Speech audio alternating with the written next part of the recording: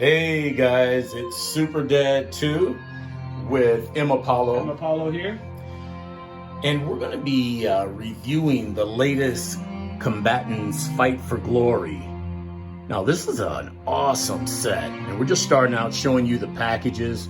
We're going to get them open and we'll talk about it. All right, off the bat, I want to let all of you know, I only got the 3 females because, well, at a price point of $65, well, I had to cut my costs somewhere, and there's my budget right there. So we're going to open them up. We're going to take a look at them and give you our thoughts on them, and hopefully you enjoyed this video. All right, so here we have our Combatants unboxed. I got to tell you, man, with the accessories they come with, it is amazing. Each comes with an extra set of unsandaled feet, 2 extra pair of hands, a pretty good array of weapons. I've got to say, I'm liking what I'm seeing so far. And it's funny because, M Apollo, you were saying something about the way the hair lifts off. Oh yeah, I don't know if that's the case for all of them, but I know on at least one of them, you can take their hair off so you can put the helmet on. So they gave one of them a weave. All right, we're going to get into the individual reviews. Again, these are gorgeous figures. It's interesting to know, though, that they do come with unsandaled feet. I'm trying to think of when or why or where you need to have them in bare feet. I guess just as a look, or maybe if you were doing a virtual comic, but they're very nice. This first one up is Tadala. Is that right, M Apollo? That is correct. So her name is Tadala, and her nickname, I guess warrior name, would be Vespid. She is a Numidian from the city of Neapolis, and she is part of the group Calidus. And her bio says that if Hyena was the most dangerous one in the group battle, then Tadala was the most fatal one. As a previous archer in the Numidian Legion, she always knew the tactics better than others did. Whenever the teammates rushed to the opponents, she would wait to find the opportunity to send the opponents to Hades, one by one, while they did not even know where the arrows were coming from. The strong arms allowed her to pull the large bow and accurately shoot. The shooting range covered the whole place of the arena. The excellent endurance allowed her to keep moving and make the opponent could not get closer. She was also a strong fighter in close combat, although the lack of a shield would put her in danger. Tadala hardly spoke, but she was reliable. You know, the only thing, it's funny because I remember when I read the first Fight for Glory, they don't necessarily pay much attention to the grammatical correctness of what they're writing. It's not terrible. I think they do a good job, but I didn't mess up, to be clear. There was a typo. I got to tell you, though, I love this figure. The way she holds her weapon, I mean, wow, it's great. The articulation is really something. The quiver actually has a pin that goes into her butt, but it gives more stability when you're moving the figure, so it doesn't, come off while you're moving it. And then, of course, we've got the pauldron, which makes her left-handed, because if you try to do that from the right, it gets to be a little tough. But really, really, really digging this figure. All right, next one up is Berenice. M Apollo thinks it might be maybe Berenice. One of the two. The interesting thing is, sorry, Izzy, she's not Latina. I thought she was when I first opened her. What's her what's her ethnicity? She is Greek from Pompeii. Ah, okay. Well, taking a look at her, tell us about her, M Apollo. So her nickname is Macedonian Spear, I imagine for obvious reasons, and she is part of the group Marcellus. Her bio goes as follows.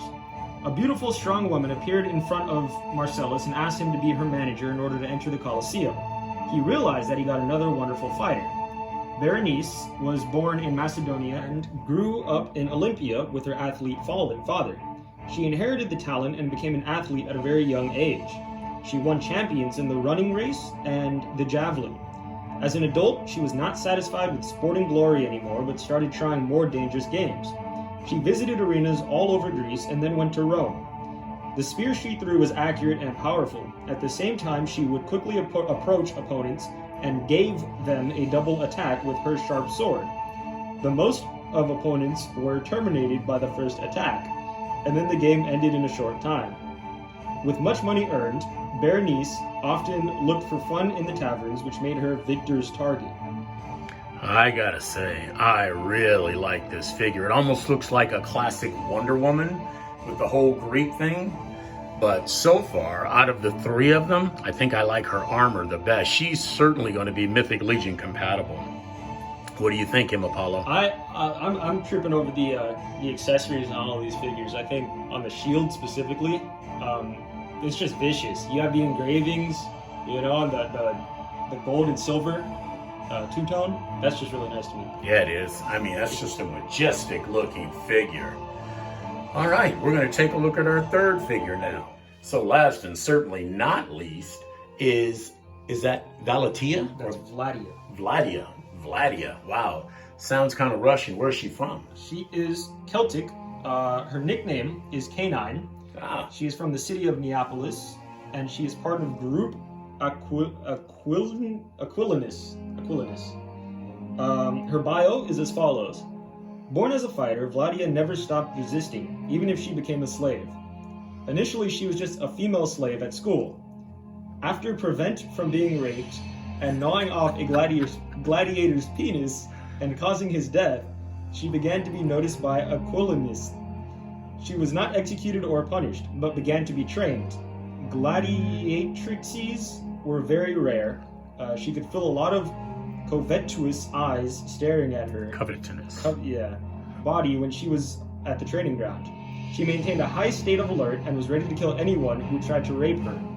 But there was a lucky man, Medicus, who was accepted by her and could even sleep with her after he had won the match. She liked his calm and melancholy face, and she understood that he yearned for freedom as she did. The desire for freedom made her crazy, and she took it into the arena. She was often unable to stop chopping on opponents who had already been killed until their bodies turned to pieces. She enjoyed the audience cheering for her. After more and more victories, she became remarkable and had some special rights. For example, she could ask Medicus to serve and please her after winning, and usually she wanted a lot. I gotta say, wow, this figure is awesome. I love the body proportions. These aren't some, weak little Barbie doll figures. I was the first one to say that I didn't think I would be into female figures, but wow, they've progressed so much. They look just as tough as any male figures. And like I said, I love the body choices where they're muscular and strong and thick, like you would imagine a gladiatrix would be. So, we know now historically that they did wear less on the battlefield than the men to be able to garner more attention from the men. But wow, man, who would want to mess with any of these ladies? They are amazing. We're going to get into the articulation in just a minute.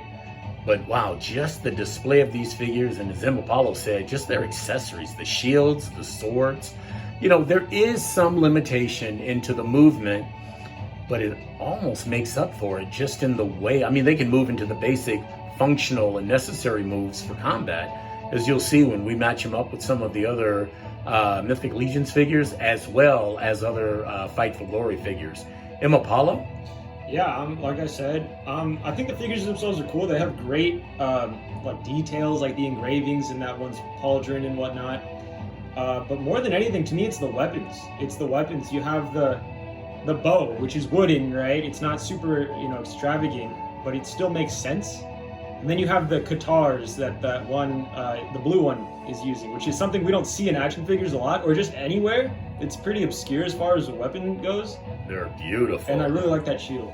So as always, these figures stand very well. They're very well balanced. They can do splits, and the joints aren't double hinged, but they've got some great movement, as we'll look at here in just a second. But I love these figures. I love these figures. And I know I keep saying I love these figures. Let's get into the detail work, right? So here, as I said, you got a single hinge, but it moves pretty darn well. It's got rotation in near the just before the bicep. Then you've got a rotating shoulder. The legs are, again, where you can see, they're just on those hinges, and they look good. The same thing with the way the knees bent. Now, they are double hinged, as you can see there. Double hinge, they move really well. The ankles turn, and they have a bit of a rocker in there where they can rotate. They go forward, they go back. I'm sorry, they go forward, they go back. They're very, very good. I mean, these are just awesome figures. You've got the hinge wrist. And the funny thing is their feet, when you set them down, they move so they're flat so you can stand them very well. The head movement, I will say, is somewhat limited. You do get some back and forth. And of course, those pauldrons really restrict the movement where the arm is. So again, it's great. They each have that hair piece that comes off so that when you want to put that back on and have them have a full head of hair, they can do that. They're awesome. Like Emma Paulo said, their weapons assortments are just amazing. I love the detail in those. It's almost like the armor on them are from different locations, right? Like they have different styles and whatnot. Like this one's obviously Roman when you look at it with the colors and everything. And even their weapons, like I said, are from different locations. And they are beautifully sculpted. I mean, these look like women, not messing around. And again, I know that a lot of people come from a point where they're not looking for hyper-sexualized female figures. But I think this is a great balance. I really think this is a great balance in figures. So yeah, we're playing that very graceful music. But again, this music, none of it is copyrighted. It is for YouTube, so worry not. And YouTube's got pretty good with the music selection, so I really like it. Anyway, as we were talking about, this thing is totally compatible with Mythic Legions. I mean, it's just awesome. And you look at this and man, and she's tall, she would be tall if she was a warrior. So that works out real well. We're going to try her with some other, or not try her, but try some of the other figures with some other setups so you get a chance to see. But wow, it's really nice. Next up, we've got Tdala. And again, she's our archer. So she can do a lot of damage. And here you see with these gladiators coming at her, I doubt it would ever be a 3-on-1, but we wanted to show how badass she was. I don't know why we ended up with all black characters here, a little black on black crime, I guess, I don't know. But got it going on. I mean, she's amazing. But again, you see how detailed and how amazing the Mythic Legion figures are too. Wow, these lines really marry well together.